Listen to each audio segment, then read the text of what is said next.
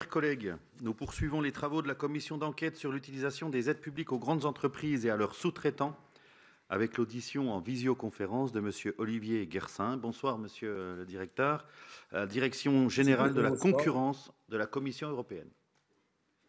L'audition de ce jour est enregistrée et diffusée en direct et elle fera l'objet d'un compte-rendu sur le site du Sénat. Monsieur le directeur, contrairement aux précédentes auditions, il n'y a pas lieu de vous faire prêter serment, car les dispositions de l'article 6 de l'ordonnance du 17 novembre 1958, qui définissent les prérogatives des commissions d'enquête, ne sont pas applicables aux fonctionnaires internationaux. Je ne doute pas, cependant, que vous veillerez dans vos propos de ce jour à donner les informations les plus exactes et précises à notre commission d'enquête. Celle-ci, dont les membres ont été nommés le 15 janvier dernier, poursuit trois objectifs principaux. Tout d'abord, établir le coût des aides publiques octroyées aux grandes entreprises, entendues comme celles employant plus de 1000 salariés et réalisant un chiffre d'affaires net mondial d'au moins 450 millions d'euros par an, ainsi que le coût des aides versées à leurs sous-traitants. Ensuite, déterminer si ces aides sont correctement contrôlées et évaluées, car nous devons veiller à la bonne utilisation des deniers publics. Enfin, réfléchir aux contreparties qui pourraient être imposées en termes de maintien de l'emploi au sens large lorsque des aides publiques sont versées à de grandes entreprises qui procèdent ensuite à des fermetures de sites, prononcent des licenciements, voire délocalisent leur activité. Après avoir entendu en avril dernier, monsieur Emmanuel Puiset-Jauvin, secrétaire général aux affaires européennes, nous avons souhaité vous entendre aujourd'hui car la question des aides d'État occupe bien entendu une place centrale dans notre réflexion. Quelques questions pour étayer vos propos liminaires, Monsieur Guersin. Quelles ont été les principales évolutions en matière d'encadrement des aides d'État depuis 2020 ? Quelles sont les règles relatives à la dispense de notification des aides à la Commission européenne ? Je pense aux aides de minimis et au règlement général d'exemption par catégorie. Quelles sont les aides françaises qui ont été déclarées contraires à l'article 107 du traité sur le fonctionnement de l'Union européenne depuis 2015 ? Pouvez-vous rappeler les règles relatives à la transparence des aides d'État, des aides de minimis et des aides exemptées de notification ? Quels ont été les dossiers depuis 2010 sur lesquels la France et la Commission européenne ont divergé en matière d'aides d'État ? Enfin et surtout, dans le contexte géopolitique actuel, comment doit évoluer le cadre juridique des aides d'État pour que l'Europe relève les défis relevés dans le rapport Draghi et préserve sa souveraineté économique ? Nous vous proposons d'organiser cette audition en 3 temps. Vous apporterez des réponses à ces différentes questions dans un propos liminaire d'une vingtaine de minutes. Puis Fabien Gay, rapporteur, vous posera quelques questions pour approfondir certains points. Enfin, les membres de la commission d'enquête pourront également vous interroger s'ils le souhaitent.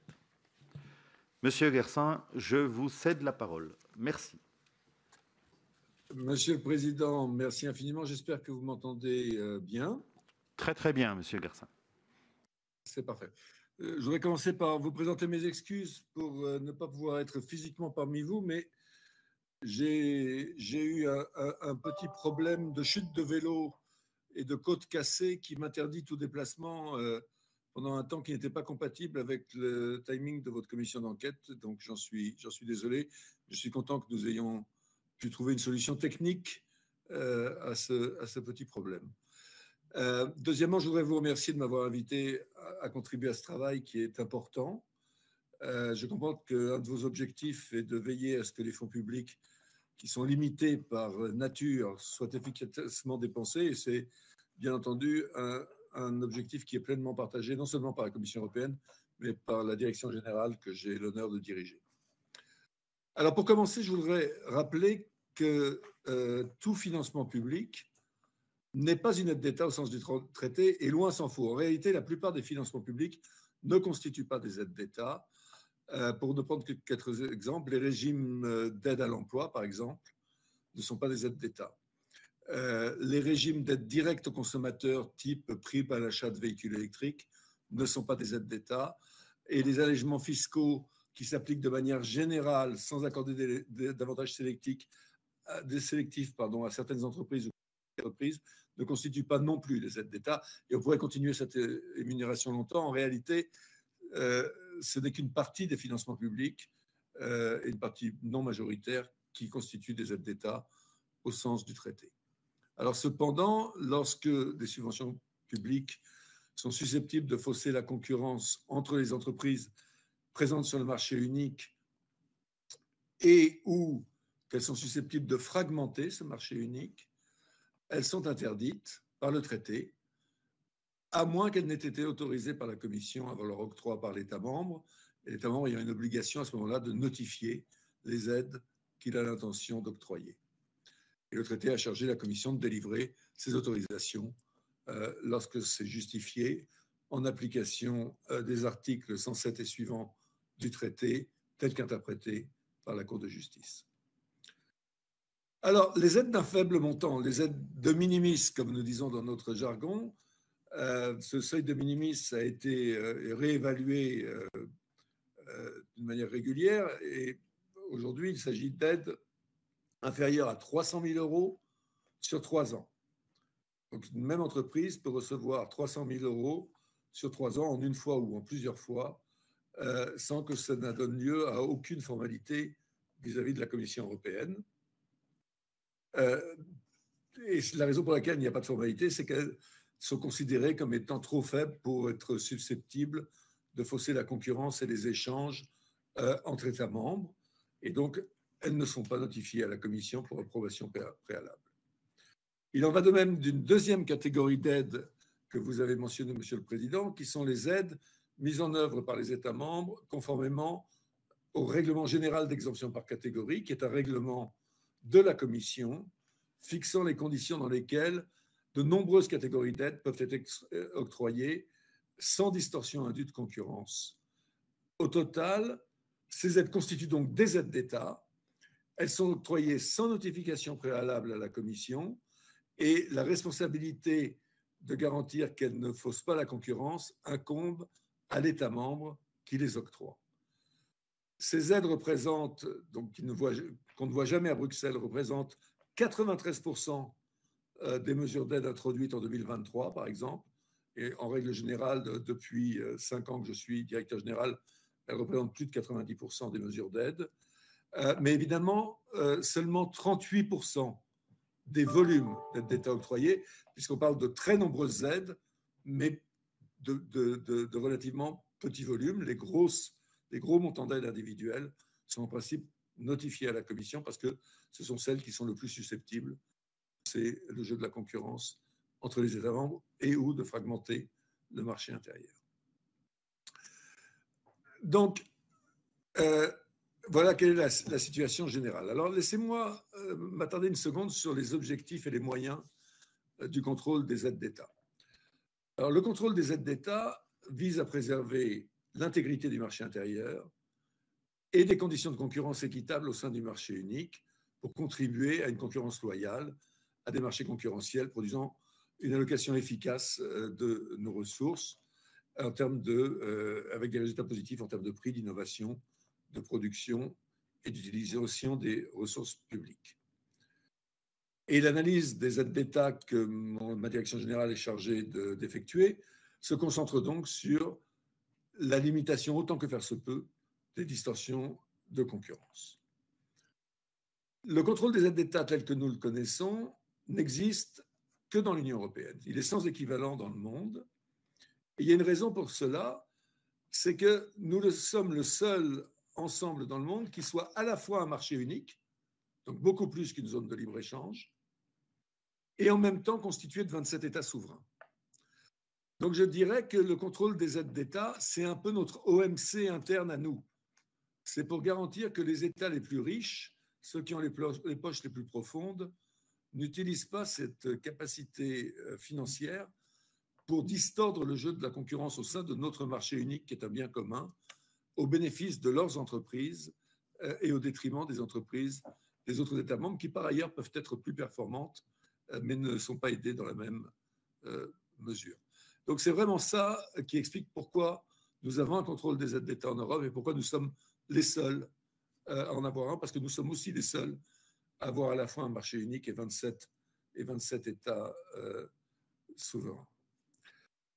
Et ce marché unique, évidemment, il est la base sur laquelle nous fondons notre compétitivité.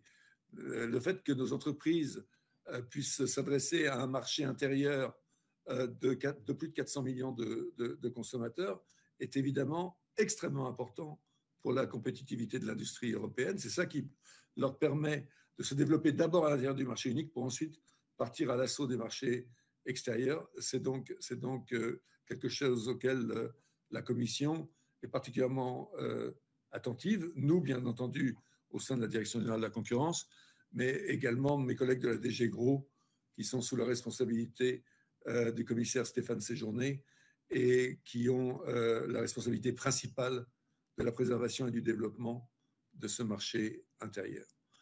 Et alors, vous comprenez évidemment qu'il serait particulièrement dommageable, non seulement pour la concurrence, mais à beaucoup d'autres titres, que nous laissions se développer une course aux subventions à l'intérieur de l'Union européenne qui n'aurait évidemment aucun impact sur la création d'activités ni sur la création d'emplois, mais constituerait simplement des effets d'aubaine pour les entreprises. C'est également une des raisons pour lesquelles ce contrôle des aides d'État existe. Alors, quels sont les principes qui guident l'analyse de la compatibilité de ces aides d'État avec le traité?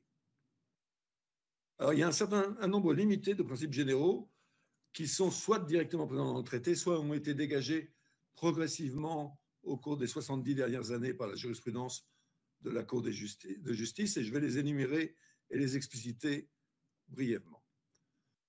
Tout d'abord, et c'est extrêmement important, l'aide d'État doit être nécessaire pour adresser ce qu'on appelle une défaillance de marché à financer des investissements dans l'intérêt commun. En d'autres termes, si un investissement est finançable de manière profitable par les seuls investisseurs privés, nous n'autoriserons pas d'aide d'État. Il faut qu'il y ait cette défaillance de marché. C'est à la fois une règle qui préserve la concurrence, mais c'est surtout une règle d'utilisation intelligente de nos maigres moyens publics et pour éviter les effets d'aubaine au bénéfice des entreprises.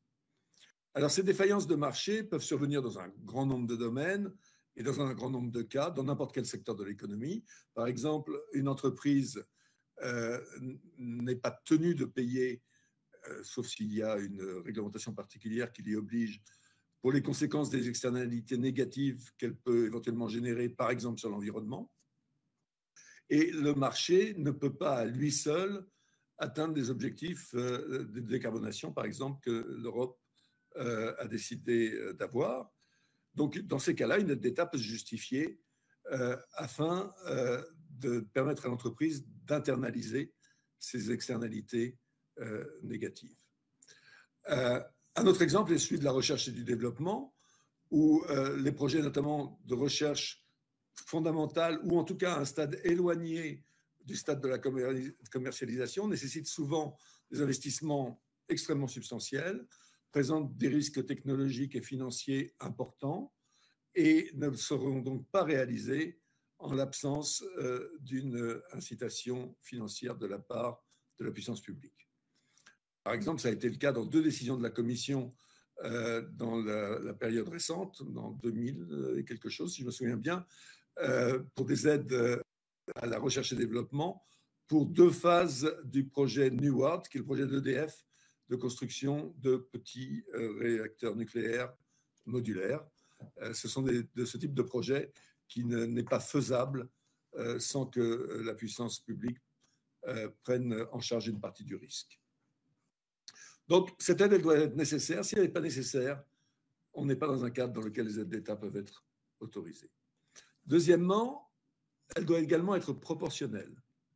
En d'autres termes, elle doit être limitée à ce qui est strictement nécessaire pour que l'opérateur privé puisse réaliser son projet de manière profitable.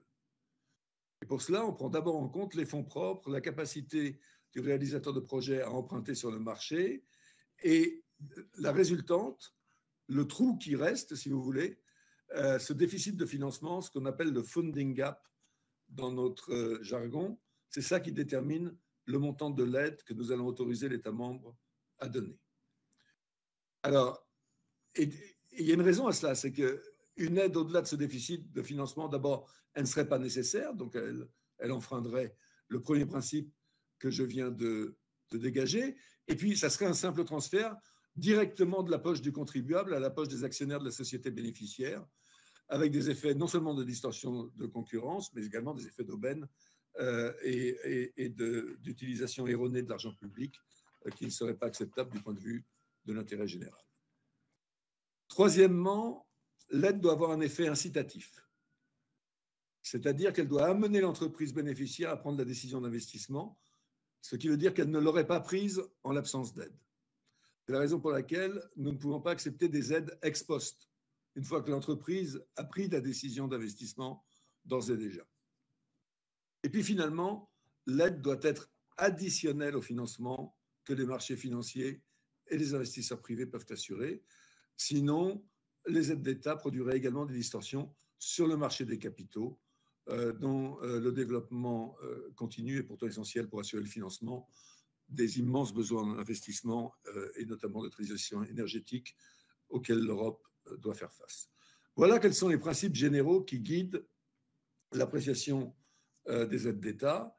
Ces principes de nécessité, de proportionnalité, d'effet incitatif et de caractère additionnel au financement privé ont été progressivement dégagés par la jurisprudence de la Cour de justice de l'Union européenne, et c'est elle qui nous guide sous le contrôle de la Cour de justice dans notre appréciation des règles de compatibilité des aides d'État.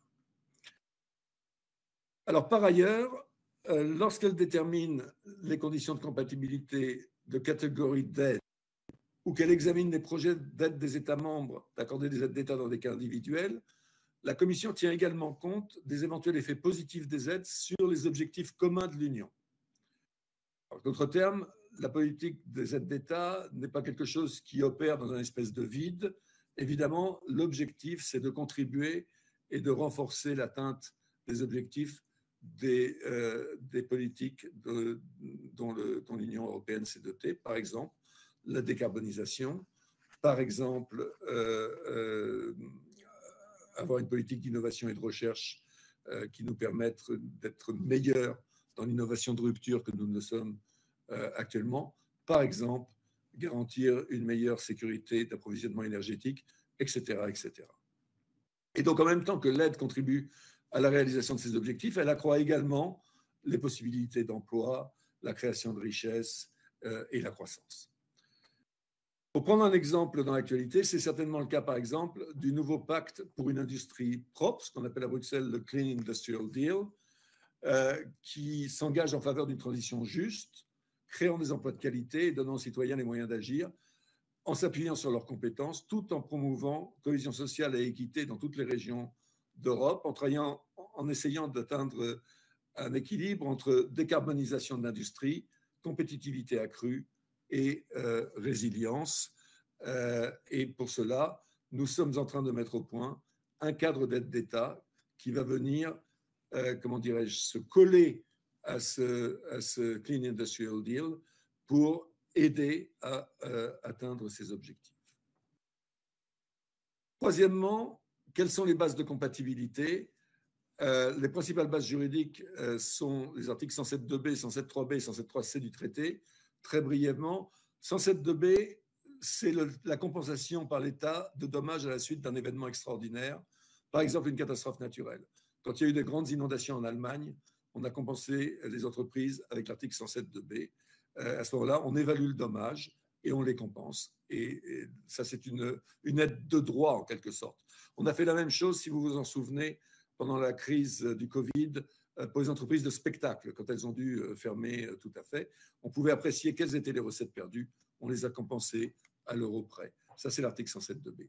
L'article 107.3b, il a été également beaucoup utilisé pendant le Covid, mais également pour répondre à la crise née de la guerre d'agression en Ukraine menée par la Russie. C'est un article qui permet de compenser ou d'atténuer les perturbations graves de l'économie. Et Dieu sait que nous en avons connu ces 5 dernières années. La France, par exemple, a octroyé à ce titre, entre 2020 et 2023, donc essentiellement des aides Covid, environ 210 milliards d'euros d'aide pour aider l'économie française à surmonter le Covid et, dans une certaine mesure également, la crise née de la guerre en Ukraine. Ces aides ont été permises de manière facilitée par le fait que la Commission a adopté un cadre spécifique pour permettre le déploiement rapide de ces aides en situation de crise. Et puis finalement, les aides sont compatibles le plus souvent parce qu'elles contribuent à un développement économique dans un sens large. Et ça, c'est l'article 107.3c du traité. Un exemple, par exemple, le projet d'aide d'État destiné à soutenir le pacte pour une industrie propre sera adopté sous l'article 107.3c. Et puis, toutes les grandes décisions individuelles en matière d'aide d'État sont en général appliquées sur la base de cet article. Récemment, par exemple, en ce qui concerne les aides à la Française des Jeux. Donc, voilà. C'est comme ça que le cadre se présente. Très, très brièvement, les instruments. Alors, le règlement général d'exemption par catégorie, j'en ai parlé. Hein. En 2023, si on conjugue ce règlement d'exemption par catégorie et puis les règlements similaires qui couvrent spécifiquement l'agriculture et la pêche, je vous ai dit que ça faisait 38% pour le règlement d'exemption par catégorie. Si on ajoute l'agriculture et la pêche, on arrive à 44% du volume d'aide dans les 27 États membres, soit environ 70,5 milliards d'euros qui ont été octroyés en 2023. Pour la France, on parle de 41% qui sont octroyés en vertu de ces règlements généraux d'exemption. Donc, ces 41% des aides octroyées par la France, elles ne voient jamais Bruxelles, si j'ose dire. Ça représente à peu près 15 milliards d'euros. Et puis, les aides qui ont un potentiel de distorsion plus important, eh celles-là, elles sont soumises à la Commission, soit de manière individuelle, soit par application de lignes directrices. On a un certain nombre de lignes directrices, notamment pour les aides à l'environnement ou les aides à la restructuration, qui permettent d'autoriser ces aides. Là, on parle des 56% restants du volume d'aide. 116 milliards d'euros pour l'ensemble des États membres et environ 21 milliards d'euros pour ce qui concerne la France. Voilà. Alors, la Commission n'examine donc individuellement qu'une petite fraction des aides, des qui ont un potentiel de distorsion important. On parle donc de moins de 10% des mesures d'aide, mais évidemment qui représentent un volume beaucoup plus important des aides en cause. Et c'est notamment le cas de ce qu'on appelle en France les PIEC, et ce qu'on appelle à Bruxelles des IPCAI en anglais, qui sont ces projets importants d'intérêt européen commun. Et là, la Commission fait un examen approfondi des mesures d'aide. Il faut savoir qu'un PIEC, par exemple le PIEC hydrogène, c'était 122 projets différents. Donc on parle de gros paquebots, de projets qui ont des liens entre eux, qui diffusent des externalités au niveau européen. C'est un outil extrêmement intéressant, mais c'est aussi un outil assez lourd. Un chiffre intéressant, entre les montants d'aide notifiés à la Commission par les États membres en vertu de l'instrument PIEC et les montants d'aide que nous avons autorisés, en sachant que tous les projets, évidemment, ont vu le jour, nous avons réussi à réduire le montant des aides de 25% en moyenne.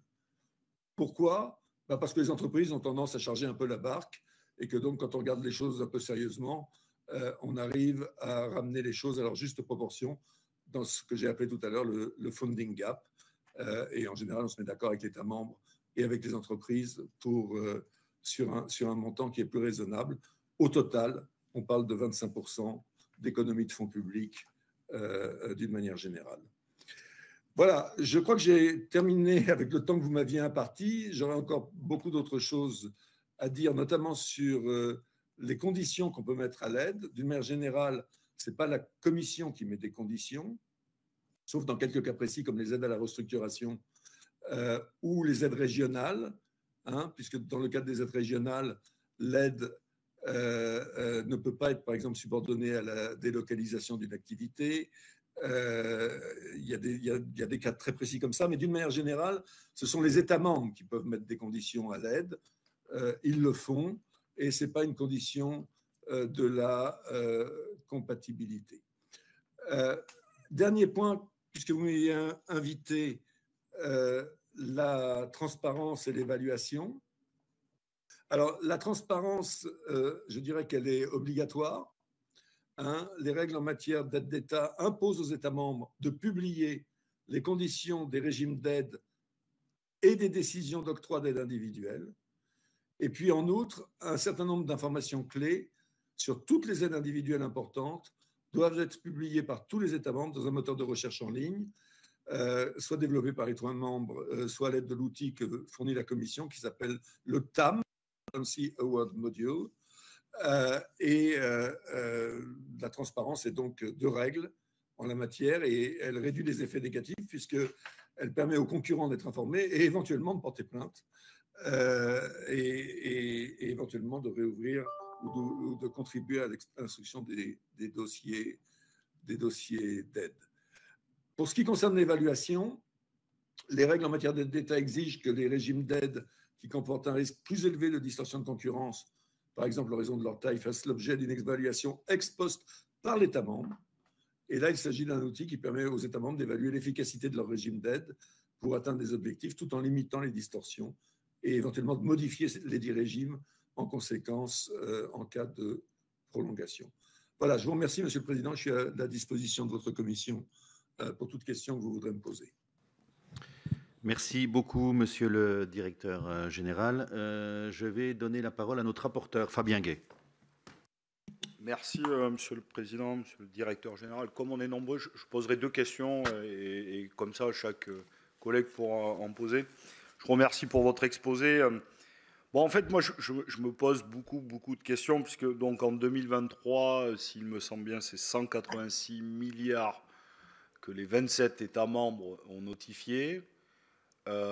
Mais vous l'avez rappelé, c'est une toute petite partie, puisqu'on exclut les allègements fiscaux et toutes les aides qui touchent l'ensemble des entreprises. Donc en fait, c'est une infime partie pour l'ensemble des États membres qui est notifiée avec de répondre à la défaillance du marché, proportionnel, incitatif, avec des objectifs.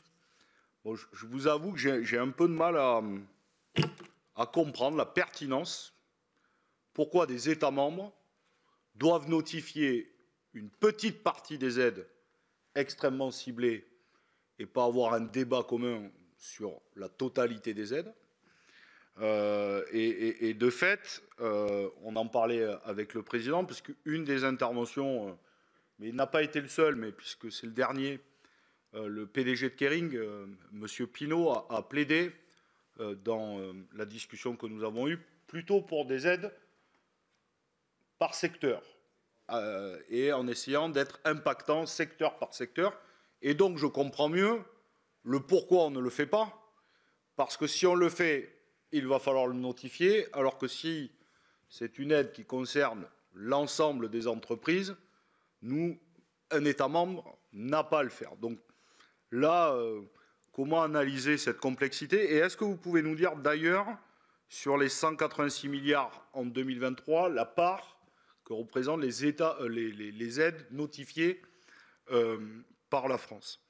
Et puis la deuxième question, même si vous répondez sur la question quel objectif on y donne, de répondre à une défaillance de marché proportionnelle, incitatif, je me pose la question, est-ce que oui ou non, il n'y a pas des objectifs qui pourraient être fixés, notamment sur la question de l'emploi, de maintien de l'outil industriel et de la qualité d'emploi, c'est-à-dire que donc nous ne nous occupons pas au niveau de la Commission européenne des questions d'emploi, alors que la désindustrialisation frappe l'ensemble de l'Union européenne et des pays plus que d'autres, évidemment, parce qu'il y a aussi de la concurrence intra-européenne. Et puis ma troisième question, et comme ça après je laisserai la parole à mes collègues, on parle du marché unique et du marché intra-européen, mais notre problème, il y a de la concurrence dans ce marché unique. Mais là, la concurrence, elle est surtout féroce à l'extérieur. Et là, pardon, mais j'ai l'impression que nous n'en disons jamais un mot, et nous sommes la seule zone où aucune barrière protectrice est mise. Et je parlerai par exemple d'un secteur que nous avons eu l'occasion d'échanger avec deux ministres de l'économie différents, et Arnaud Montebourg et Bruno Le Maire, sur la question de l'acier et de la sidérurgie. Et donc, il y a une question de est-ce que nous allons maintenir l'outil industriel en France? C'est tout le débat autour d'ArcelorMittal. Et nous allons continuer, à mon sens, à l'avoir dans les prochaines semaines. D'ailleurs, le président de la République a dit hier qu'il excluait de fait la possibilité de la nationalisation. Mais Arnaud Montebourg et même Bruno Le Maire, mais un peu moins fortement ou de façon différente, dit qu'on pouvait faire ce que l'on voulait. Si on laissait le marché aux 80 et notamment être sous la pression aujourd'hui de l'acier et surtout de l'acier chinois demain, notre avenir était compliqué. Et donc, dans la guerre commerciale, pardon de le dire, je vais reprendre un mot qui a été utilisé plusieurs fois devant les auditions, une certaine naïveté par rapport au marché extérieur. Donc, j'imagine que c'est des débats qui doivent vous animer, évidemment, en ce moment. Et on aura plaisir, d'ailleurs, à continuer, après cette audition, à rééchanger avec vous, puisque lundi, avec des membres de la Commission des affaires économiques, présidée par Dominique Estrosi-Sassone, et le président et moi-même, on sera déjà de la délégation, je pense que d'autres collègues aussi. Donc, on aura le plaisir, y compris, de prolonger cet échange, lundi, mais directement chez vous, à Bruxelles. Oui, merci, monsieur le directeur général, je vous laisse répondre. Merci beaucoup, Monsieur le Président. Je suis très sensible, Monsieur le rapporteur, au fait que ne pouvant me déplacer, vous veniez jusqu'à moi et j'aurai grand plaisir également à continuer cet échange la semaine prochaine. Pour répondre brièvement à vos trois questions. Alors, je pensais l'avoir dit, mais j'ai essayé de condenser, donc j'ai parlé vite. La France, si on agrège ce qu'elle a donné sous forme d'aide non notifiée à Bruxelles, donc en application des règlements d'exemption par catégorie, soit générale, soit de pêche, soit agriculture, plus les mesures d'aide individuelles, en 2023, sur les 186 milliards dont vous faisiez état, la France a représenté 36 milliards d'euros d'aide d'État notifiée. Alors, plusieurs choses. D'abord, d'une manière générale, et si on ne l'a pas fait dans les réponses aux questions écrites, on pourra le faire pour supplémenter cette audition. Évidemment, ce n'est pas très pertinent, les montants généraux d'aide. Quand on fait des classements, en général, c'est toujours la même chose. Les premiers, c'est les Allemands, et les deuxièmes, c'est les Français. Quelle grosse surprise, c'est les deux plus grosses économies de l'Union européenne et de la zone euro. Donc, c'est assez normal, si vous voulez. Donc, ce qui est un peu plus pertinent, c'est de regarder ce que ça représente par rapport au PIB par tête. Parce que là, on a une comparaison. Et là, on voit que la France, elle est plutôt en général en milieu de peloton, elle est dans la bonne moyenne. Et je dirais que plus récemment, dans le cadre des aides, dans le cadre de la crise énergétique, elle a même plutôt été moins en pointe que d'habitude, si j'ose dire, ce qui a peut-être à voir avec sa situation budgétaire. Mais donc, 36 milliards d'euros, c'est la réponse à votre première question. Sur l'emploi, ce n'est pas qu'on se désintéresse de l'emploi. La première chose, c'est que, comme vous le savez, la Commission n'a pas de compétence en matière d'emploi. C'est une compétence des États membres. Les États membres n'ont pas souhaité déléguer jusqu'à présent au niveau européen une compétence en matière d'emploi, et donc c'est de leur compétence. Deuxièmement, l'objectif du contrôle des aides d'État n'est pas ni la préservation ni la destruction de l'emploi. Et les États membres, dont c'est la compétence, peuvent parfaitement mettre des obligations à leur subventionnement public qui sont des obligations en matière de préservation de l'emploi. Nous, la seule chose que nous nous bordons à faire, c'est que nous d'accepter des aides dont l'objectif est de délocaliser des emplois d'une partie de l'Union vers une autre partie de l'Union. Parce que ça, c'est un jeu à somme nulle. En fait, les seuls bénéficiaires sont les entreprises. Elles bénéficient d'effets d'aubaine. C'est les mêmes emplois, c'est la même production, c'est la même valeur ajoutée. Elle a juste bougé en Europe parce qu'il y avait plus d'aide ici, et puis demain, elle rebougera ailleurs parce qu'il y a plus d'aide là. Une partie de la rationalité du contrôle des aides d'État, c'est précisément d'éviter cette espèce de course au cocotier auquel les entreprises essayent de forcer les États. Et pour répondre à votre troisième question sur le marché unique et l'extérieur, alors vous avez raison. Et là, je vais prendre un peu plus de temps. D'abord, la question des frontières extérieures n'est pas une question de politique de concurrence, c'est une question de politique commerciale. Nous avons à notre disposition tout un arsenal de mesures commerciales autorisées par l'OMC.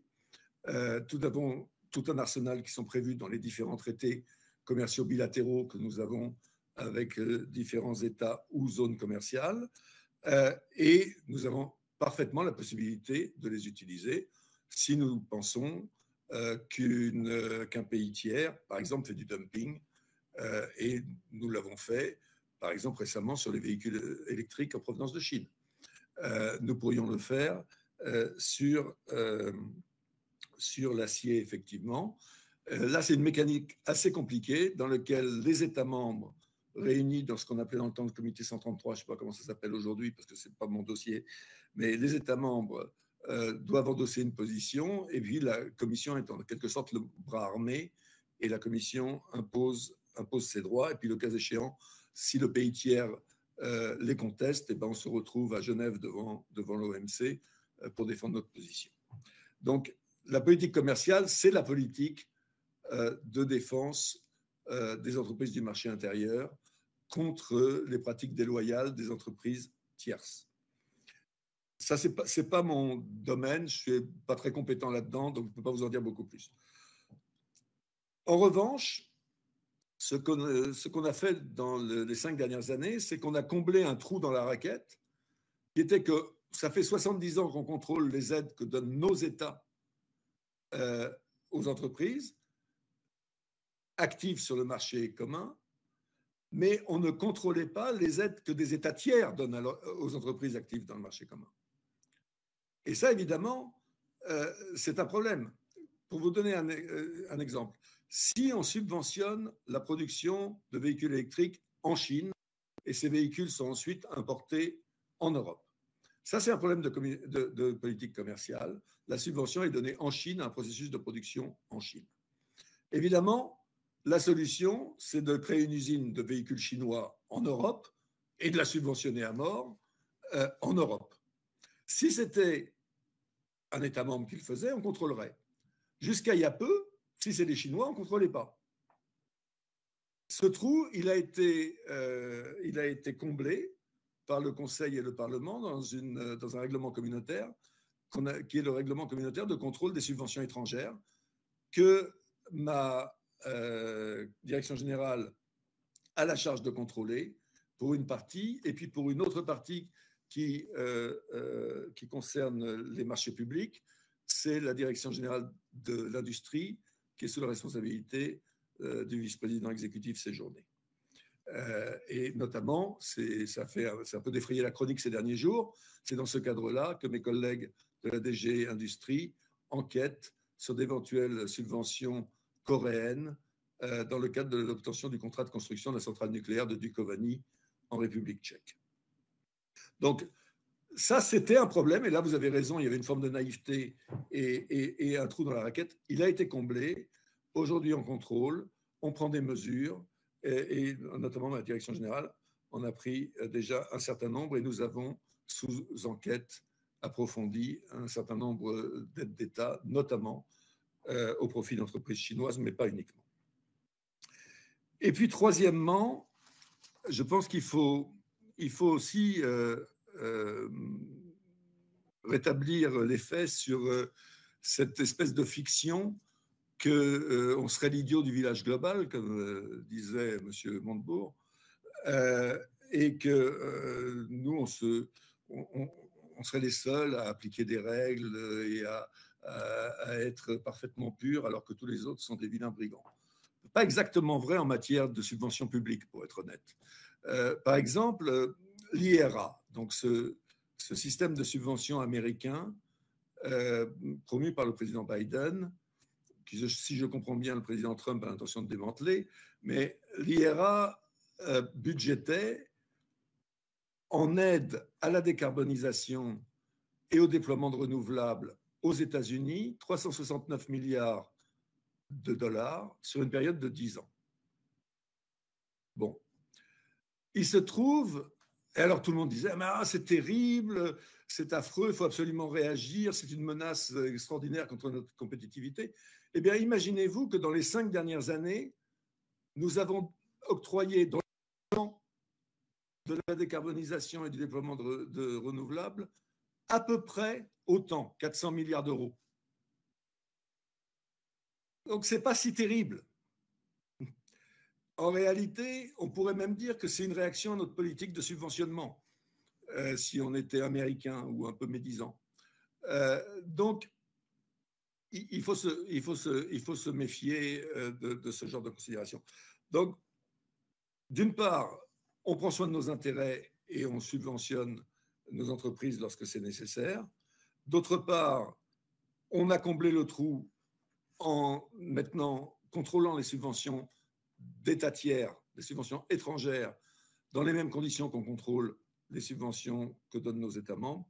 Et puis, troisièmement, on utilise nos règles commerciales pour protéger notre marché lorsque c'est nécessaire et justifié. Merci, monsieur le directeur général. J'ai juste une petite précision et puis une question à vous poser. Après, on donnera la possibilité, la prise de parole à nos collègues. Quand vous parlez de l'IRA, oui. J'ai une petite différence de vue avec vous sur notamment la décarbonation, puisque vous la plafonnez à 400 milliards, sauf que le principe d'accompagnement financier et d'aide sur la décarbonation, c'est un principe d'exonération fiscale non plafonné et qui a explosé. Et de ce qu'on sait des derniers chiffres, on est aujourd'hui à 1200 milliards en estimation de dollars, auxquels se rajoutent 1200 milliards sur les infrastructures et auxquels se rajoutent les 400 milliards dont on parle régulièrement d'accompagnement. Ce qui fait qu'on arrive aujourd'hui à 2800 milliards le budget généré par cet IRA, ce qui est quand même, par rapport aux aides au niveau européen, assez conséquent. Et puis la question que je voulais vous poser, on a auditionné ces dernières semaines bon nombre de ce que j'appellerais entre guillemets des grands patrons français, puisqu'on est sur des aides publiques allouées aux grandes entreprises. On a eu deux grands patrons par secteur d'activité, ce qui fait quand même aujourd'hui un certain nombre de responsables de grandes entreprises.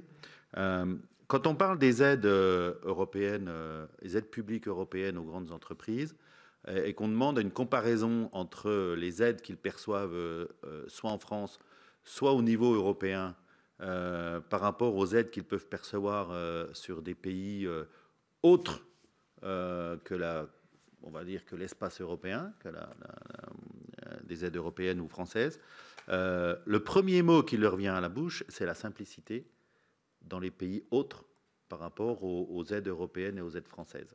Avec le principe, notamment dans beaucoup de pays, du guichet unique, avec un dossier assez simple et qui donne, dès l'instant où ils correspondent aux critères, l'assurance, et donc avec une vraie visibilité, lisibilité de l'aide publique qui leur est accordée dans les pays différents, et donc un système beaucoup plus sécure par rapport à ces aides et qui leur permet de valider assez rapidement leurs investissements, puisqu'ils savent d'ores et déjà, au moment où ils ont déposé les dossiers et que les dossiers sont acceptés, exactement sur combien ils vont pouvoir tabler.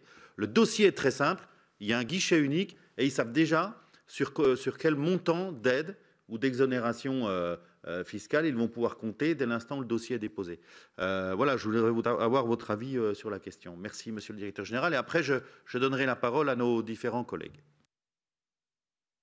Je vous remercie beaucoup. Alors, très brièvement, moi, je ne sais pas d'où sortent ces 2800 milliards, mais à ma connaissance, on n'a pas aujourd'hui de comptabilité fiable de combien représente l'IRA en termes budgétaires. Alors, ce qui est vrai, pour être simple, c'est simple. Non, mais juste pour vous le dire, ça sort de notre administration qui est plutôt bien renseignée sur le sujet, qui va chercher l'info quand même de manière très précise et très sérieuse. L'IRA, c'est des réflexions alors, d'impôts. Juste une de nos sources, l'administration a été le chercher, je vous le dis, c'est Goldman Sachs. Très bien. Mais l'IRA, c'est des réflexions d'impôts, et l'IRS, qui est donc l'administration qui est en charge d'administrer ça à Washington, n'est pas capable de le quantifier aujourd'hui. Donc, admettons. Mais en tout cas, je vais vous dire une chose, c'est que 2800 milliards de subventions publiques, on ne les a pas. Alors, d'abord, nous, ici, on parle d'aide d'État. Il faudrait y ajouter les subventions européennes, fonds structurels, etc., etc.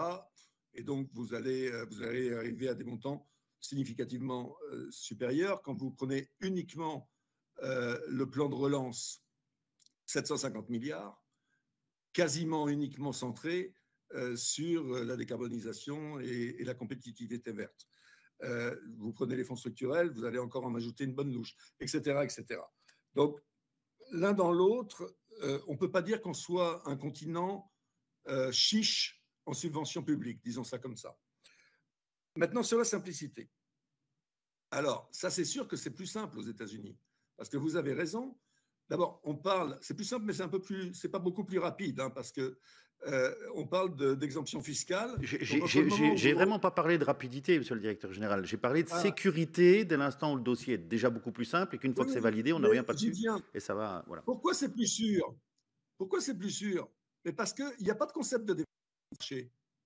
C'est d'ailleurs pour ça que les patrons d'entreprise préfèrent ça. Excusez-moi, monsieur le directeur général, il y a eu une petite coupure et on n'a pas entendu, quand vous avez dit, il n'y a pas de... Voilà. Il n'y a pas de concept de défaillance de marché aux États-Unis. Dans l'IRA, que vous ayez besoin de l'aide pour faire l'investissement ou que vous auriez fait l'investissement de toute façon, vous l'avez. Donc, donc, en fait, il y a des effets d'aubaine absolument gigantesques. C'est d'ailleurs pour ça que les grands patrons adorent ça. Je vais continuer en disant, si vous ne l'avez pas entendu, c'est Noël tous les jours. Donc, vous touchez l'aide quoi qu'il arrive. Si vous aviez de toute façon décidé de faire une usine en Arizona, vous allez la faire et en plus, vous allez avoir l'IRA alors que vous l'auriez fait de toute façon. Nous, en Europe, et c'est le traité, on peut le changer, hein, on a décidé qu'on allait donner des subventions publiques uniquement quand l'investissement privé ne serait pas rentable à lui tout seul. Ça, ce n'est pas le concept de l'IRA. Alors, outre le fait que c'est plutôt raisonnable sur le plan de la gestion des financements publics, plutôt que de le balancer à tout vent, on n'a pas non plus vraiment les moyens de faire ça, pour être honnête avec vous. En particulier pas en France, si on regarde l'évolution de la dette publique. Donc, c'est vrai que c'est plus simple, mais c'est plus simple parce qu'il n'y a aucun contrôle. Notamment aucun contrôle de la nécessité de l'aide pour que l'investissement advienne. Troisièmement, et ça c'est vraiment important, vous savez, au début de 2023, on avait tous les grands patrons d'Europe, les Français, les Allemands, les autres, qui nous disaient « Ah, l'IRA, c'est terrible, c'est une centaine, des milliers de milliards, c'est très sûr, c'est tout ce que vous avez dit. Et donc, on va immédiatement tout transférer là-bas. Sauf si, évidemment, vous nous donnez la même chose ici. » Et il y avait une très très forte pression pour abandonner tous nos principes d'aide d'État, ce qui au passage aurait posé un petit problème juridique, parce que honnêtement, si on veut le faire, c'est très bien, mais il faut modifier le traité. Ça se fait à l'unanimité, et il y a une grosse moitié des États membres qui ne sont pas tout à fait d'accord. Alors, qu'est-ce qu'on a fait, nous? On a inventé un truc, je suis assez fier du fait que c'est moi qui l'ai inventé, ça s'appelle la matching clause. Donc, on a dit aux États membres, voilà ce qu'on va faire.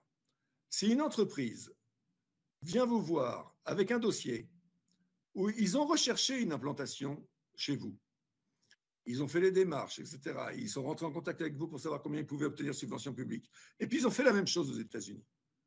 Et aux États-Unis, puisque c'est si sûr et si simple, ils viennent avec leur bout de papier tamponné par l'IRS qui dit, ben voilà, vous y avez droit. Eh bien, on acceptera que vous donniez la même aide à l'euro près. Et donc, adoptez ça dans un encadrement qu'on a adopté le 9 mars 2023, en disant, voilà, si tout ce que vous nous dites est vrai, venez donc tout de suite nous voir et voir les États membres, et on vous donnera la même subvention ici que celle que vous avez là-bas. Combien de cas avons-nous eu? Combien de personnes se sont-elles présentées? Combien d'entreprises depuis le 9 mars 2023? Une. Pas deux, pas trois, une. Et d'ailleurs, on a autorisé cette opération. Il s'agissait d'une usine de batterie en Allemagne. Donc, avec tout le respect que j'ai pour ces très grands patrons, s'il y avait un problème de cette taille-là, je pense qu'on en aurait vu plus d'une, nous dire voilà combien j'ai aux États-Unis, je suis tout prêt à faire l'investissement en Europe, donnez-moi juste l'équivalent et je peux le documenter. Merci, monsieur le directeur général. Alors, je suis peut-être naïf, mais le fait que personne ne nous en ait parlé et que nous-mêmes nous ne soyons pas au courant, je suis pas sûr que tout le monde soit vraiment au courant et que, mais dans le bon sens du terme, une publicité était faite autour de ce principe qui dit si vous êtes sûr d'obtenir ça aux États-Unis, venez chez nous, vous l'obtiendrez. Parce que vraiment personne, absolument personne ne nous en a parlé. Et enfin, il y a quand même quelque chose qui nous a... Pardon. Monsieur le Président, si vous je suis désolé de vous interrompre, mais les administrateurs du Sénat étant excellents dans les recherches archéologiques, je leur conseille de visionner la presse aux alentours du 9 mars 2023, notamment les Échos, et ils verront que ce n'est pas seulement qu'il fallait lire le journal officiel de l'Union européenne, ça a été largement diffusé. Et Bercy en est très, très informé. Je voulais vous poser une question pour approfondir juste un point que vous avez soulevé. Vous nous avez bien dit, si on a bien compris, on a échangé brièvement avec le rapporteur sur le sujet, que vous n'accompagnez des dossiers, notamment d'investissement, que si le projet n'est pas viable sans la subvention. Oui. Est-ce qu'on a bien compris? Ça veut dire que, passez-moi l'expression, je suis désolé, mais on n'accompagne que les canards boiteux? Non. Non, mais... Parce que dans toutes les collectivités, par exemple en France, on a plutôt l'habitude d'accompagner des projets et de ne pas accompagner un projet s'il n'est pas viable sans la subvention en se disant « Oula, il y a quand même risque ». Donc, est-ce qu'on a bien compris que l'accompagnement européen ne se fait que si le projet n'est pas viable sans l'accompagnement d'argent public? Vous avez très bien compris. Je vais le prendre à l'envers. Pourquoi diable faudrait-il donner de l'argent public à un projet qui génère du profit sans argent public? Quelle est la rationalité? Non, mais je vous posais la question de la précision pour être sûr de bien comprendre. L'objectif du subventionnement public, c'est de faire advenir des projets qui ne seraient pas advenus tout seuls. C'est-à-dire, moi, je vais vous prendre un exemple. Nos assureurs vie ont beaucoup d'encours financiers qu'ils doivent investir sur des emplois de long terme. Et pour certains de ces emplois leur fournissent des rendements qui sont suffisants pour qu'ils puissent payer ce qu'ils doivent à leurs assurés sur des termes qui vont de 40 à 70 ans. Et ça, ils le font sans avoir besoin de personne.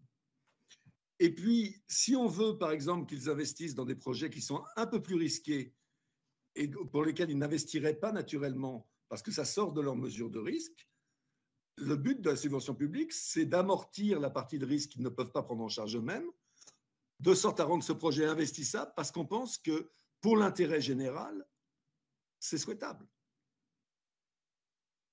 Par ailleurs, on autorise aussi des aides pour les canards boiteux. C'est comme ça qu'on a sauvé la SNCM pour la transformer en Corsica Linea il y a une quinzaine d'années. Ça, c'est autre chose. Et à ce moment-là, on les restructure pour qu'ils soient viables une fois subventionnés. Ça, c'est un autre chapitre. Mais pour les aides à l'investissement, les investissements qui sont profitables en l'absence de subvention publique, il n'y a pas la moindre raison de dépenser de l'argent public. Merci, monsieur le directeur général. Je vais donner la parole à mes collègues membres de la commission d'enquête. Alors, ce que je vous propose, monsieur le directeur général, c'est qu'on a 3 collègues qui souhaitent poser une question. On les laisse poser leurs questions, les 3 l'un après l'autre, et vous ferez une réponse, alors pas une réponse globale, mais vous répondrez aux 3 questions, enfin aux 3 ou plus questions de nos 3 collègues dans la foulée. Alors, j'ai une question de Jérôme Darras, de Anne-Sophie Romani et de Daniel Fargeau. Merci, Monsieur le Président. Merci. Approchez-vous bien du micro parce qu'ils sont. Merci, Monsieur le Président. Merci, Monsieur le Directeur général, du caractère didactique de votre présentation initiale et de vos réponses. J'ai une question très courte. Vous avez une vision globale de l'ensemble des dispositifs d'aide, notifiés ou pas, de l'ensemble des pays européens. Est-ce qu'on peut caractériser le dispositif français d'une manière ou d'une autre? Est-ce qu'il présente des particularités par rapport à d'autres pays, aux autres pays européens? Et à l'inverse, avez-vous par exemple à nous présenter un dispositif d'un autre pays européen ou un ensemble de dispositifs, une politique globale qui vous paraît particulièrement cohérente et efficace et dont nous pourrions nous inspirer le cas échéant? Anne-Sophie Romani. Merci, Président. Monsieur le directeur, vous nous avez parlé de 36 milliards pour les aides d'État en France. Je voulais savoir combien d'entreprises est-ce que ça représente, ces 36 milliards, et quelle est l'évolution de ces dernières années. Vous nous avez dit que la France était un peu en recul cette année sur l'énergie, mais si on part d'un peu plus loin, je dirais sur les 5 dernières années, quelle est l'évolution de ces aides d'État sur les dernières années? Je voulais aussi savoir s'il existait des mécanismes de remboursement en cas de non-respect des engagements pris par les entreprises. Et enfin, savoir si le cadre européen actuel des aides d'État était, selon vous, suffisamment robuste pour répondre aux défis actuels de réindustrialisation, de souveraineté technologique et de transition énergétique. Je vous remercie. Et enfin, Daniel Fargeot. Merci, Monsieur le Président. Bonjour, Monsieur le Directeur général. Alors, dans cette commission d'enquête aux aides publiques, nous évoquons régulièrement les chiffres de plus de 2200 dispositifs d'aide aux bénéfices d'entreprises de plus de 1000 salariés. De même, la Commission européenne s'est dotée de définitions précises de ce que sont les aides publiques. Elle a identifié les manières dont elles peuvent biaiser la concurrence avec des procédures dont la rigueur est reconnue et saluée. Aussi, eu égard au volume d'aides publiques déployées en France, je voulais savoir si l'examen des nouvelles aides publiques représentait une part significative de l'activité de la Commission. Jusqu'où s'exerce le contrôle de la DG de la concurrence? Exercez-vous également un contrôle au niveau des dispositifs créés par les conseils régionaux? Je vous en remercie. Rajouter à cela, Monsieur le Directeur général, moi j'aurais une 4e question, comme ça vous pourrez faire une réponse groupée. Je la pose principalement, et j'aurai l'occasion de la poser demain à l'audition du ministre Lombard, mais je voudrais vous la poser sur les aides européennes. Ces dernières années, et bien nous en a pris dans tous les domaines, une énorme partie des aides sont allées notamment sur la décarbonation. Or, les temps changent, le combat commercial, pour ne pas utiliser le terme de guerre commerciale, évolue, et là on arrive quelque part un peu au paroxysme de la guerre commerciale entre trois grands territoires, les États-Unis, la Chine et au milieu de tout cela, l'Europe. Bon. À budget constant, est-ce que d'une manière plutôt réactive afin de protéger nos entreprises et de vraiment se défendre et voire même d'être un peu plus incisif dans cette guerre commerciale entre ces trois grandes puissances, on ne devrait pas, de manière temporaire, réorienter une partie de ces sommes très importantes liées à la décarbonation. Je ne dis pas qu'il ne faut pas le faire et je ne dis pas que ça doit être continuel et que ça a été une erreur de le faire, loin s'en faut, mais d'utiliser une partie de ces fonds très importants destinés à subventionner la décarbonation, dont on sait qu'un énorme chemin a été fait déjà au niveau français, mais aussi au niveau européen par rapport au reste du monde, et de les réorienter sur des vrais efforts et un vrai accompagnement pour de la compétitivité, pour de la réindustrialisation sur nos territoires, et pour faire en sorte qu'on ait une vraie force mise en place financièrement face à cette guerre commerciale menée par les États-Unis et la Chine. Merci, Monsieur le Directeur général. Alors, merci à vous quatre. Peut-être je vais répondre à vos 4 questions en commençant par une partie des remarques et des questions du rapporteur, le sénateur Gay, que je n'ai pas traité. Puisque, Monsieur Gay, vous me disiez que, in fine, vous contrôlez une infime partie des aides qu'on donne. Alors, c'est vrai, mais la très grosse partie, elle est liée à l'économie du régime fiscal d'un pays. La France a décidé de taxer d'une certaine façon l'impôt sur les sociétés. L'Irlande d'une autre façon. La Belgique d'une troisième. L'Allemagne encore autrement. Ça, c'est de la politique fiscale. Alors, on peut appeler ça une aide. Ça influe, évidemment, sur le résultat des entreprises. Mais c'est un choix de politique fiscale des États membres. Et c'est la raison pour laquelle ce n'est pas contrôlé comme aide d'État.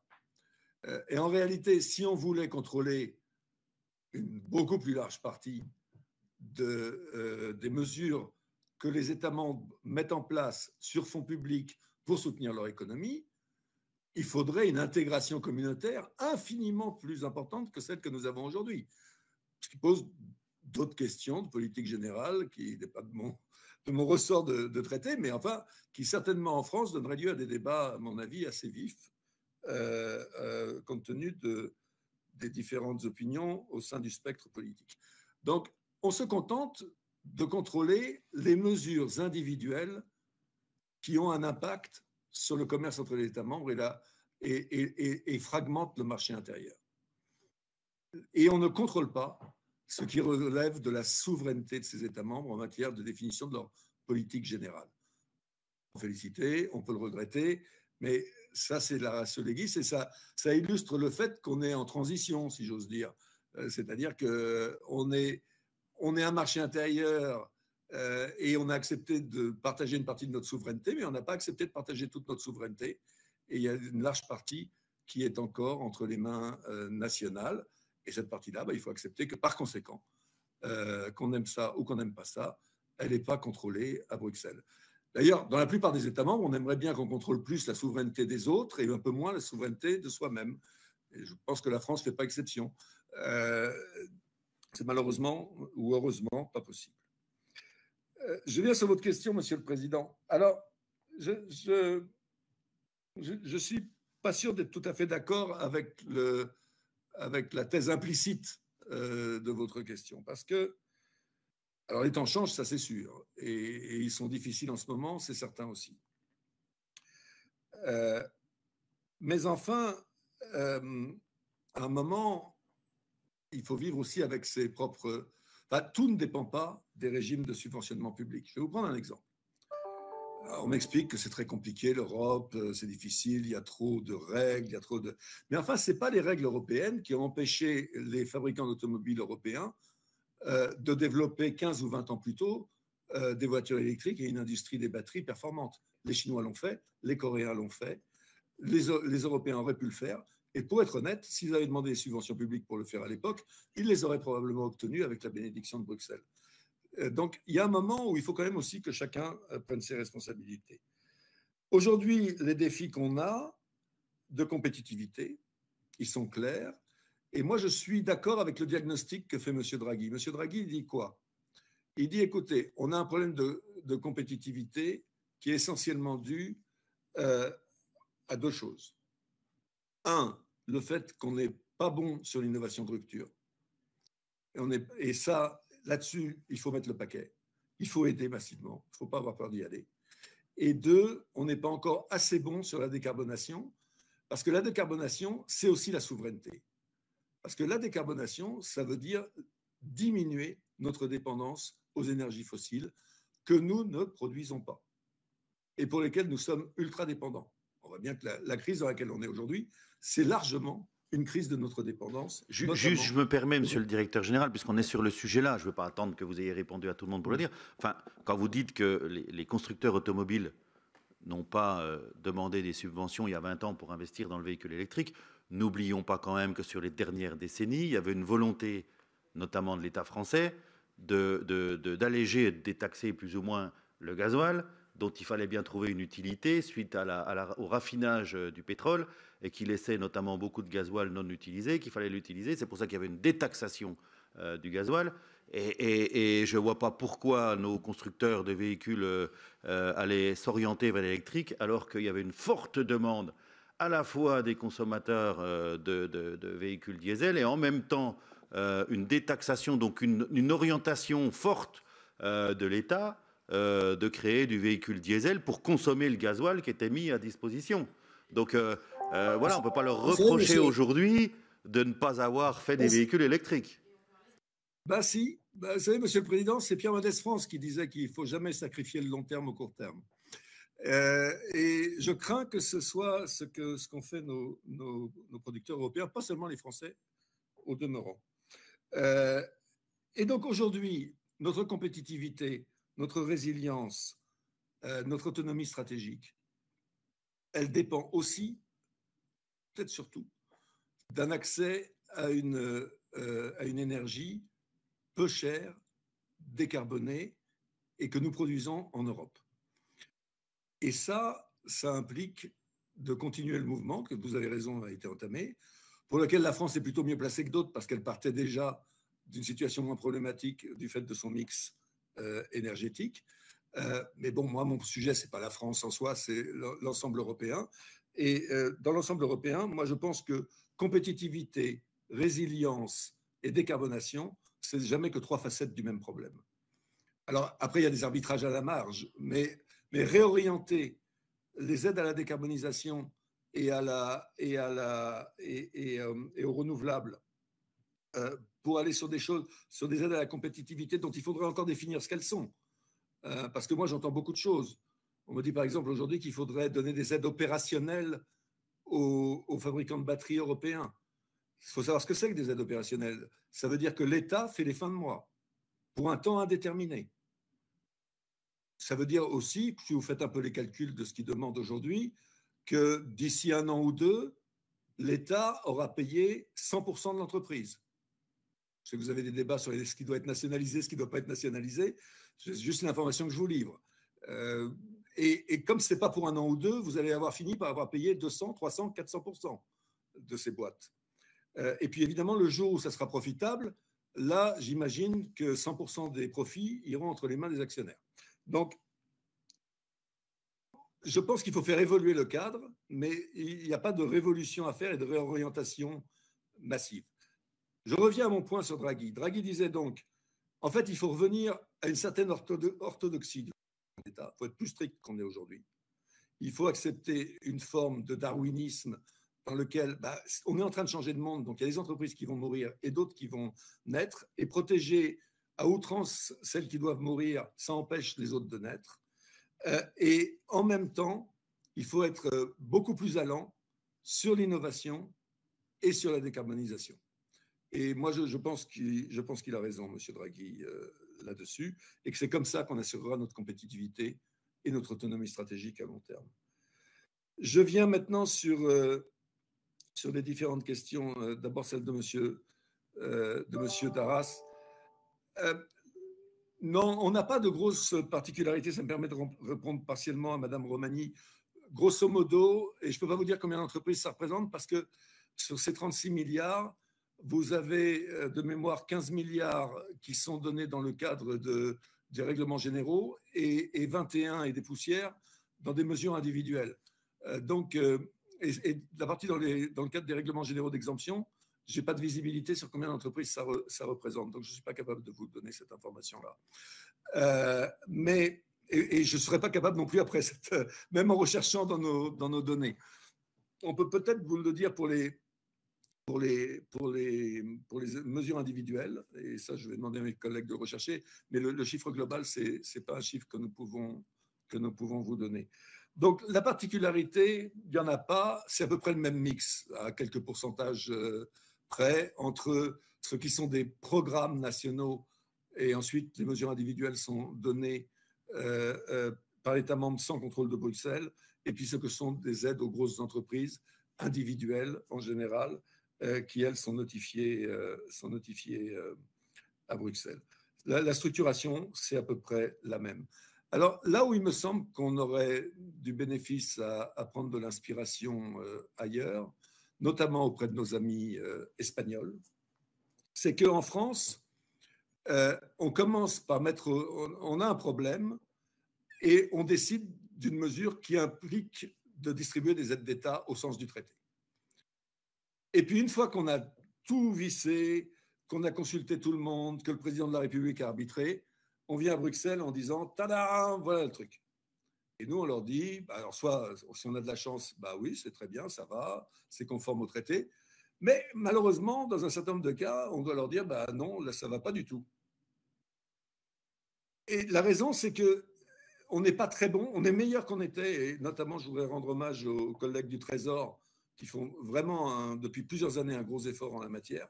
On n'est pas encore aussi bon que d'autres dans le fait d'intégrer en amont la contrainte.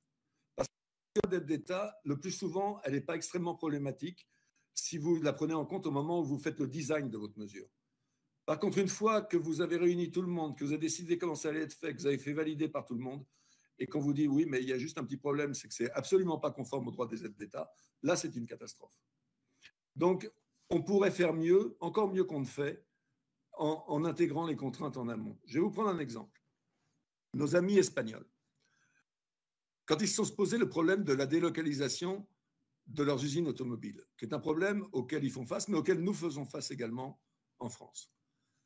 Qu'est-ce qu'ils ont fait? Au lieu de dire « Ah, on va donner 1 milliard à PSA et 1 milliard à Renault pour rester en France », ils ont dit non. En fait, nous, on veut rendre impossible la délocalisation. Et donc, ils ont utilisé de manière très intelligente toutes les possibilités légales d'aide d'État, les différents régimes, pour muscler leurs écosystèmes d'équipementiers et de PME dont ont besoin ces usines automobiles, de Seat, de Renault, de PSA, etc., etc. Et le résultat, c'est que quand ils se sont vus faire le même chantage que tous les États membres se font faire, donnez-nous des sous, sinon on va en Hongrie, ils leur ont dit, bah, allez en Hongrie. Mais en Hongrie, vous n'avez pas l'écosystème. Il va falloir que vous le rebâtissiez, ça va vous coûter une fortune. Et l'entreprise est restée. Donc, il y a des manières plus ou moins astucieuses, je dirais, de faire les choses. Le deuxième avantage de développer l'écosystème, c'est qu'évidemment, vous développez tout un tas d'emplois non délocalisables. Là, je pense qu'on pourrait progresser dans ce genre de choses et on pourrait s'inspirer utilement de ce que font les collègues à l'étranger. Moi, je suis particulièrement impressionné par les Espagnols qui ne distribuent pas moins d'aides d'État que la moyenne, mais avec lesquels nous avons très rarement des problèmes. Parce qu'ils intègrent la contrainte en amont et ils réfléchissent à la meilleure manière d'utiliser leurs fonds publics. Alors, Madame Romani, vous m'avez posé une question sur le remboursement en cas de non-respect. Oui, bien entendu. Le non-respect d'une mesure d'aide entraîne l'annulation de l'autorisation et le remboursement intégral des aides. D'ailleurs, le non-respect de tout ou partie des conditions qui ont été affectées. Nous avons un certain nombre de cas aujourd'hui en cours, donc je m'abstiendrai de le commenter, notamment français, où nous sommes dans cette situation compliquée. Est-ce que le cadre européen est suffisamment robuste? Moi, j'aurais tendance à vous dire que comment vous jugez la robustesse d'un cadre européen? Je pense qu'on peut et qu'on devrait encore, vous l'avez évoqué tout à l'heure, Monsieur le Président, on doit simplifier en général beaucoup de choses à Bruxelles, mais aussi je suis sûr que si on cherchait bien à Paris. Et évidemment, les règles en matière d'aide d'État ne font pas exception. Et la raison pour laquelle elles sont compliquées sont multiples. Une des raisons pour lesquelles les règles européennes sont plus compliquées que la moyenne, c'est que quand on fait une règle simple, vous avez immédiatement une dizaine d'États membres qui lèvent le doigt en disant « Oui, mais moi j'ai ce problème spécifique qu'il va falloir m'arranger » et vous finissez inexorablement avec un truc extrêmement compliqué parce qu'on essaye d'arranger les bidons d'un peu tout le monde. Et ça donne des cadres assez complexes. Mais on pourrait faire plus simple et on peut faire aussi plus simple en matière d'aide d'État. Maintenant, si vous jugez la robustesse par le nombre de cas qu'on interdit, ce n'est pas robuste, parce qu'on en interdit très peu. Mais on intervient sur beaucoup.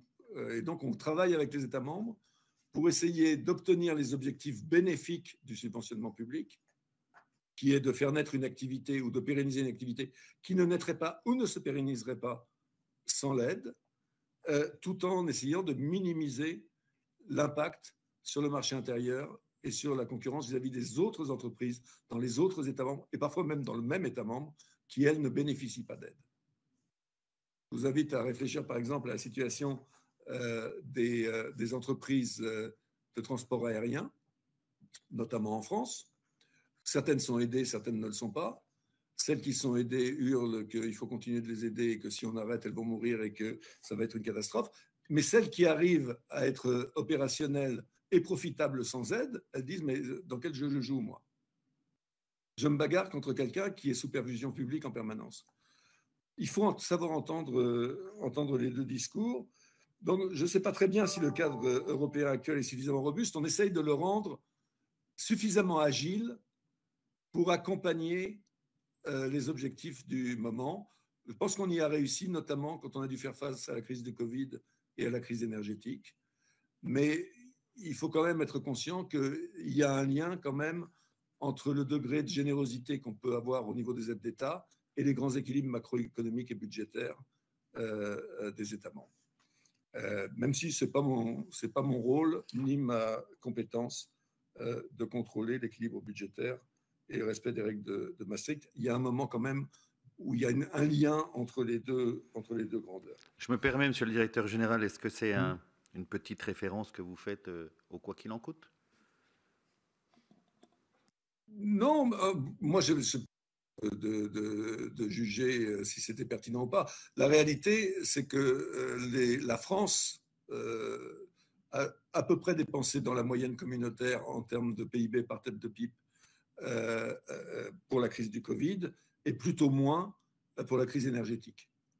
Donc, alors après, on peut trouver que c'était trop, que c'était pas assez, et ça, c'est un jugement qui ne m'appartient pas de porter. Moi, la seule compétence que j'ai, c'est est-ce que c'est légal au regard des règles communautaires?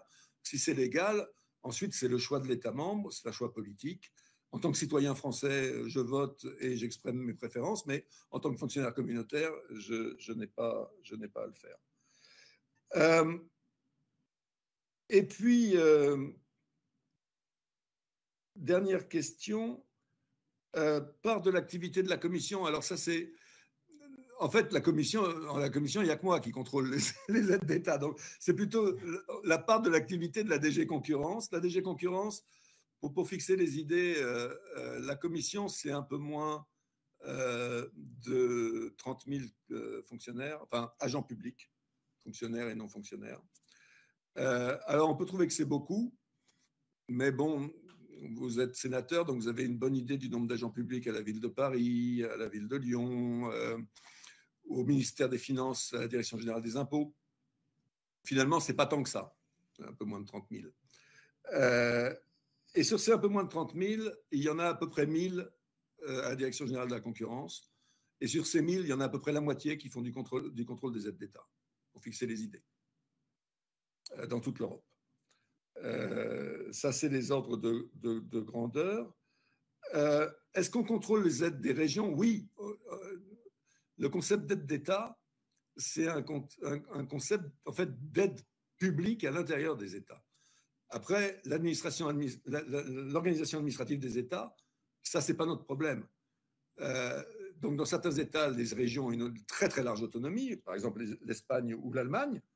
Et par exemple, lorsque la région basque a souhaité donner des aides à son activité minière, ça a été contrôlé et ça a même été sérieusement contrôlé par la Commission. Lorsque les Länder donnent des aides, nous le contrôlons parce que c'est une aide d'État allemande. Bon, en France, l'autonomie fiscale des régions n'existant pas, on a un problème un petit peu différent, mais on contrôle les aides, quelle que soit l'autorité publique qui les distribue. Mais dans ce contrôle, notre interlocuteur, c'est l'État central. pas l'entreprise et ce n'est pas l'échelon déconcentré d'administration, même si on peut être amené à rentrer en contact, par exemple, pour clarifier un certain nombre de choses directement avec les décideurs publics. Merci, monsieur le directeur général. Je vais donner la parole à notre rapporteur pour une dernière question. Ouais, bon, on continuera lundi, mais j'en ai beaucoup de questions, parce que vous avez développé toute une théorie politique, notamment sur les aides d'État, sur ce qu'on devrait faire, pas faire, mieux faire. Par exemple, le secteur automobile en Espagne. Mais nous, en France, une de nos forces, c'est d'avoir un réseau de sous-traitants extraordinaire. Et on l'a, cet écosystème. On l'a. Mais le réel, c'est qu'on est en train de se le faire avaler par une concurrence, d'ailleurs, intra-européenne. Moi, je vous prends rien que mon département. C'était une des dernières usines qui construisait les pièces embouties pour Stellantis. Stellantis a décidé de faire ses pièces embouties en Turquie. C'est ça le réel. Les fonderies. Toutes les fonderies ont d'abord été externalisées par les grands groupes, Peugeot et Stellantis, puis ça a vivoté pendant trentaine d'années. Repreneur sur repreneur, on a cassé de l'emploi. La réalité, c'est que demain, on n'aura quasi pas de fonderie. Et c'est parti, notamment en Espagne. Et on pourrait prendre la totalité. Donc le réel, c'est un peu plus complexe que ça. Et ça se fait sur une concurrence, sur une question notamment du droit social, y compris au sein même du marché unique et de l'Union européenne. Bon, enfin, on aura ce débat. Non, moi, juste sur les questions énergétiques, peut-être qu'on aura aussi le débat, mais la Commission explique que la protection de l'environnement et les économies d'énergie sont les objectifs stratégiques pour lesquels les États membres ont dépensé de loin le plus en 2023. Je crois que c'est 55 milliards d'euros. Mais dans ce champ des aides à l'environnement et à l'énergie est soumis à débat. Par exemple, pourquoi ne pas inclure le développement du nucléaire dans le champ des aides autorisées au titre des lignes directrices pour les aides d'État au climat et à la protection de l'environnement? Et vous en avez parlé tout à l'heure, la France d'ailleurs a une des énergies les moins chères et les plus décarbonées. On n'en tire aucun bénéfice puisqu'on est dans le marché européen et en réalité soumis au prix du gaz, mais ça c'est encore un autre débat, je ne crois pas que c'est vous qui ayez réglé cette question. Mais en tout cas, la question du développement du nucléaire, elle est posée.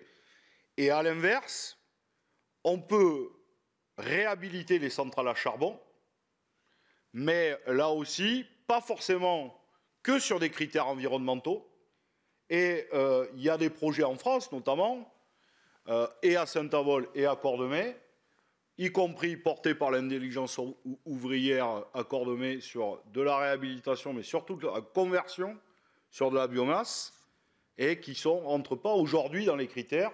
Et pourtant, ça serait utile et pour le climat, et pour conserver l'emploi, et pour décarboner une source de production d'énergie. Donc, est-ce qu'il faut faire évoluer ces règles? Voilà. C'est ma dernière question, Monsieur le Président. Monsieur le directeur général, je vous laisse répondre. Oui, merci.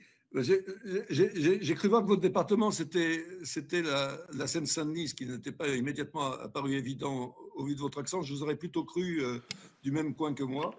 Non, mais moi, je suis du sud-ouest de la Seine-Saint-Denis. Mais ouais, moi, je suis aussi du sud-ouest.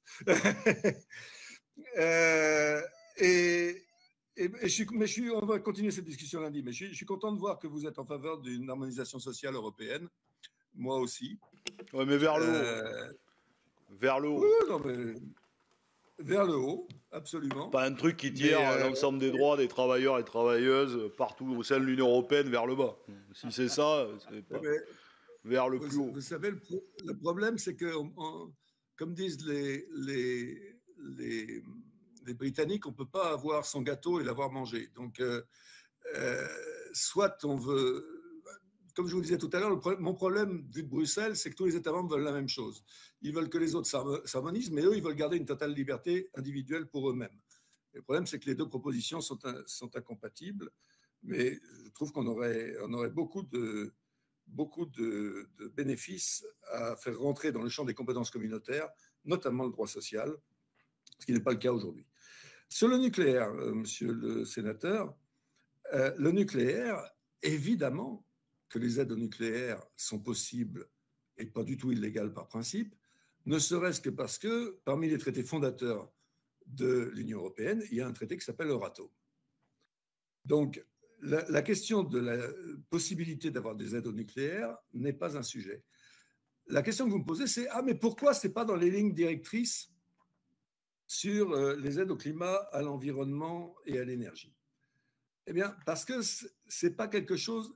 Enfin, la construction d'une centrale nucléaire ou d'un programme de centrale nucléaire, type EPR ou autre, c'est des projets individuels. On a autorisé il y a quelques années la construction, à l'époque où ils étaient encore dans l'Union européenne, de la centrale nucléaire d'Hinkley Point, avec des aides d'État assez massives qui, si j'ai bien compris, n'empêchent pas EDF aujourd'hui d'avoir quelques problèmes avec ce chantier. Mais enfin, on a autorisé tout un tas d'aides d'État à Hinkley Point et on a autorisé plus récemment tout un tas d'aides d'État pour la construction d'une centrale en Tchéquie, à Dukovany, qui par ailleurs pose d'autres problèmes, vous le savez peut-être. Mais on l'a autorisé. Et qu'est-ce qu'on dit? On dit, et je dis par exemple à nos amis français, quand ils viennent me voir, eh bien, regardez ces deux précédents. Évidemment qu'il y a d'autres manières de faire. Mais si vous voulez que ça aille vite, le mieux, c'est de se caler sur quelque chose, sur un modèle qu'on a déjà utilisé. Donc, si le modèle Hinkley ou le modèle Dukovany vous convient, modulo quelques adaptations que l'on peut discuter ensemble, ça ira certainement plus vite à l'instruction que si vous redémarrez d'une feuille blanche. Des lignes directrices, c'est autre chose. Des lignes directrices, c'est pour de vastes programmes, par exemple de déploiement de renouvelables. Vous voyez bien que ce dont on parle ici, qui sont de très gros projets individuels, là, ne se prêtent pas à des lignes directrices. En fait, la seule chose qu'on puisse dire, et qu'on va probablement dire dans notre cadre d'État qui accompagne le Clean Industrial Deal, c'est, chers États membres qui voulaient vous doter de nouvelles capacités nucléaires, regardez ces deux précédents qui sont les deux plus récents que l'on ait, et dans toute la mesure du possible, essayez de vous caler dessus si vous voulez aller vite. Si vous n'êtes pas si pressé que ça et que vous pensez qu'une autre méthode est plus profitable, entamons tout de suite les discussions et il n'y aura pas de problème. Mais on va adopter ça sous une base qui est l'article 107.3c dont j'ai parlé dans mes remarques liminaires. On ne peut pas l'adopter sous une base générique. On va devoir regarder l'économie de ce projet, celui-là. Ou si on fait un truc en série avec 6 EPR et ils ont tous exactement pareil, avec la même économie, même structure de coût et même structure de financement, on peut éventuellement faire une décision pour les 6. Mais ça ne se prête pas à des lignes directrices. Et ça ne vous dit rien sur le fait qu'on soit plus favorable à l'un ou plus favorable à l'autre. C'est juste que dans un cas, on ne va pas faire des décisions individuelles pour chaque éolienne. Donc là, on peut faire des programmes et donc on peut faire des lignes directrices. Par contre, quand on parle de centrales nucléaires, c'est autre chose. Pour vous dire à quel point on n'a pas de problème avec le nucléaire, on vient de valider, ça devait être la semaine dernière ou celle d'avant je pense, dans le cadre des PIEC, un PIEC sur la construction de ce qu'on appelle des petits réacteurs modulaires. Sans aucun. Et donc on est lancé là-dedans. Et on a d'ailleurs, je l'ai cité tout à l'heure, on a d'ailleurs fait déjà 2 décisions individuelles dans le cas de la France, dans le cadre d'un programme qui s'appelle NUARD, pour la construction par EDF de petits réacteurs modulaires. Donc, on n'a pas de sujet nucléaire à la Commission en général et à la DG Concurrence en particulier. Votre dernier point sur la biomasse, par contre, les lignes directrices, elles traitent la question de la biomasse. Et donc, je suis assez surpris par ce que vous me dites. Si c'est le cas, il est possible que votre projet biomasse ne rentre pas dans le cadre des lignes directrices. À ce moment-là, il y a 2 possibilités. Soit, après examen, on se dit « Ah bah ça, c'est quand même stupide, parce qu'il est très très bien ce projet, et donc il faudrait que tout le monde puisse structurer ses projets de cette façon-là aussi. Donc on modifie les lignes directrices pour que celui-là puisse y rentrer, mais aussi tous les futurs. » soit on dit, oui, mais bon, il a quand même des tas de particularités qui font que ce n'est pas généralisable et donc ça n'a pas sa place dans les lignes directrices. À ce moment-là, on va le traiter individuellement comme on traite nos affaires de centrales nucléaires. Mais dans les deux cas, si les gens qui portent ce projet ne viennent pas me voir, je ne vais pas me ruer chez eux pour leur dire « Ah, je vois que vous avez un truc de biomasse. Est-ce que par hasard, vous auriez besoin d'aide d'État? Est-ce que je peux vous aider à structurer le truc ?» Ce n'est pas comme ça que ça se passe. Donc, s'ils ont un problème d'aide d'État, il faut d'abord qu'ils en parlent avec l'autorité qui les attribue, ces aides, c'est-à-dire l'autorité publique en France.